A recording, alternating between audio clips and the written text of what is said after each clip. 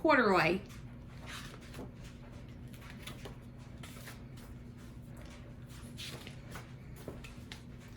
Corduroy is a bear who once lived in the toy department of a big store. Day after day, he waited with all the other animals and dolls for somebody to come along and take him home.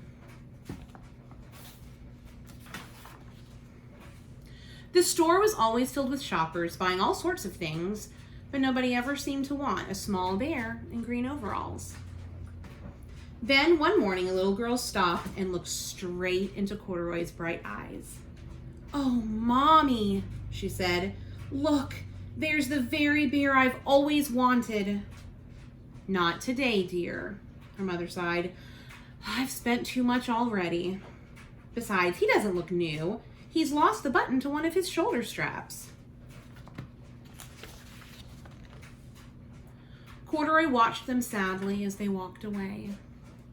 "I didn't know I'd lost a button," he said to himself. "Tonight I'll go and see if I can find it." Late that evening, when all the shoppers had gone and the doors were shut and locked, Corduroy climbed carefully down from his shelf and began searching everywhere on the floor for his lost button. Suddenly, he felt the floor moving under him. Quite by accident, he had stepped onto the escalator, and up he went. Could this be a mountain? He wondered. I think I've always wanted to climb a mountain. He stepped off the escalator as it reached the next floor, and there before his eyes was the most amazing sight. Tables and chairs and lamps and sofas and rows of beds. "This must be a palace," Corduroy gasped. "I guess I've always wanted to live in a palace."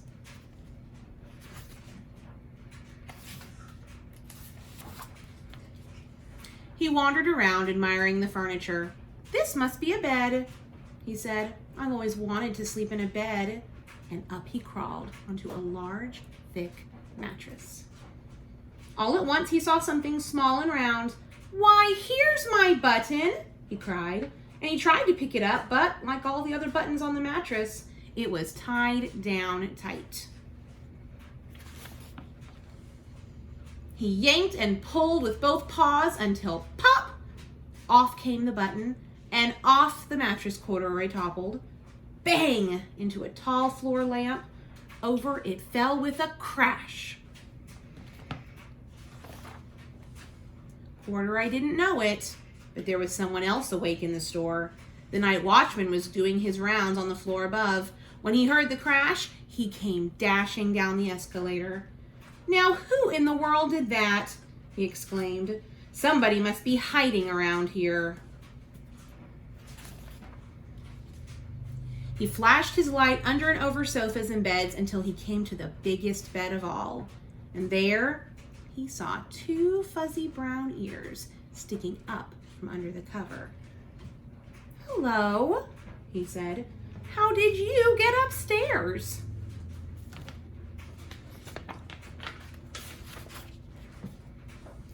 The watchman tucked Corduroy under his arm and carried him down the escalator and set him on the shelf in the toy department with the other animals and dolls.